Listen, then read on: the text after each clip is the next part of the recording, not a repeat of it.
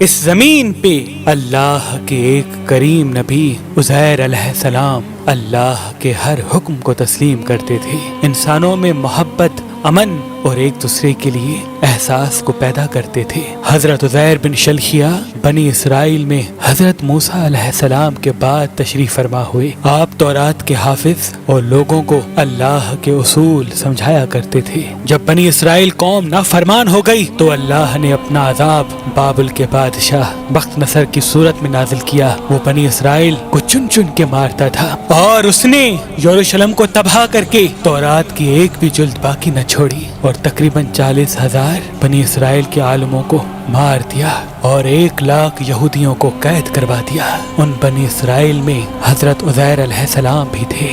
بس ایک دن اللہ نے معجزے سے اپنے نبی عزیر کو ان کی قید سے رہا کروایا۔ آپ رہائی کے بعد یروشلم آتے ہیں اور دیکھتے ہیں کہ پورا یروشلم ویران اور لوگوں کی قبریں بنی ہوئی ہیں۔ آپ کی آنکھوں سے آنسو رواں ہوتے ہیں اور اللہ سے فرماتے ہیں، اے اللہ، اب یہ لوگ تو کیسے زندہ کرے گا اور اس ویران شہر کو کیسے آباد کرے گا؟ یہ کہہ کے آپ نے دیکھا کہ وہاں کچھ میوہ دار درخت موجود ہیں۔ آپ وہ پھل کھاتے ہیں، انگور کا رس پیتے ہیں اور کچھ پھل اپنے پاس محفوظ کرتے ہیں، اور آپ کے ساتھ آپ کا گدھا بھی تھا جس پہ سوار ہو کے آپ یروشلم تک پہنچے تھے۔ آپ نے اپنے گدھے کو مضبوط رسی سے باندھ دیا اور ایک درخت کے نیچے آرام کرنے لگے۔ اس وقت آپ کی عمر مبارک تقریباً 40 سال کی تھی۔ اتنی دیر میں اللہ نے موت کے فرشتے کو حکم دیا کہ جاؤ عزیر کی روح قبض کر دو۔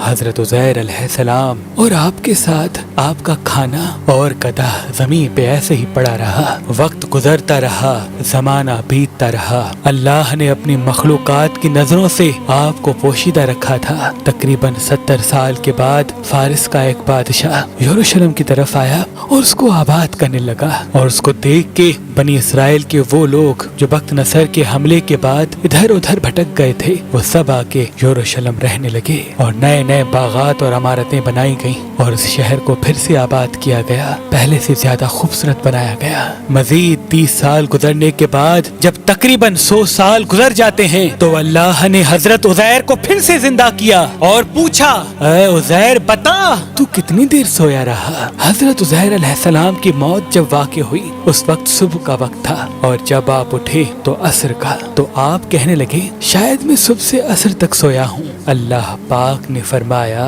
اے عزیر دیکھ، تمہارے ساتھ تمہارا گدھا بھی سویا تھا۔ اب جو عزیر علیہ السلام اپنے گدھے کو دیکھیں تو آپ کے گدھے کی ہڈیاں زمین پہ بکھری ہوئی تھیں اور آوازیں غائب آنے لگی۔ اے عزیر، اللہ نے تمہیں 100 سال تک سلا دیا اور آج پھر سے تمہیں زندہ کیا ہے۔ اب دیکھ تیرے گدھے کو میں کس طرح سے زندہ کرتا ہوں۔ حضرت عزیر علیہ السلام دیکھتے رہے کہ آپ کے گدھے کی ہڈیاں جڑنا شروع ہو گئی، ایک ڈھانچہ بننا شروع ہو گیا اور اس پہ ماس چڑھنا شروع ہو گیا، اور رفتہ رفتہ وہ گدھا زندہ ہو کر آپ کے سامنے کھڑا ہو گیا۔ پھر اللہ کا حکم آتا ہے، اے عزیر دیکھ، آج بھی تیرا کھانا ویسے کا ویسا ہے جیسے 100 سال پہلے تھا۔ حضرت عزیر علیہ السلام اللہ کا شکر کرتے ہیں اور رو کے کہتے ہیں، بے شک جو انسان کو خون کی ایک بوند سے زندگی دے سکتا ہے وہ انسان کی گلی سڑی ہڈیوں کو بھی پھر سے زندہ کرنے کی قدرت رکھتا ہے۔ آپ کی اس عارضی موت کے درمیان وہ بستی آباد ہو چکی تھی۔ آپ کھانا کھا کر جیسے ہی بستی کے لوگوں سے پوچھنے لگے کہ کیا آپ اللہ کے نبی عزیر کو جانتے ہیں؟ لوگوں نے کہا، ہاں وہ اللہ کے نبی تھے اور ان کو گزرے ہوئے 100 سال سے بھی زیادہ عرصہ گزر چکا ہے۔ اتنے میں اللہ کے نبی حضرت عزیر علیہ السلام فرماتے ہیں، اے لوگو، وہ عزیر اللہ کا نبی میں ہوں۔ مجھے اللہ نے 100 سال تک سلا دیا تھا اور پھر سے زندہ کیا ہے تاکہ تم لوگوں کی اصلاح کر سکوں، لیکن اس بستی کے لوگوں کو یقین نہ آیا۔ اس بستی میں ایک بوڑھی عورت رہتی تھی جس کی عمر تقریباً 120 سال تھی۔ وہ تمام کے تمام لوگ اس عورت کو لے کے آئے اور پوچھنے لگے کہ جو حضرت عزیر کے واقعات آپ ہمیں سناتی ہیں، آپ ہمیں ابھی حضرت عزیر کی نشانیاں بتائیں۔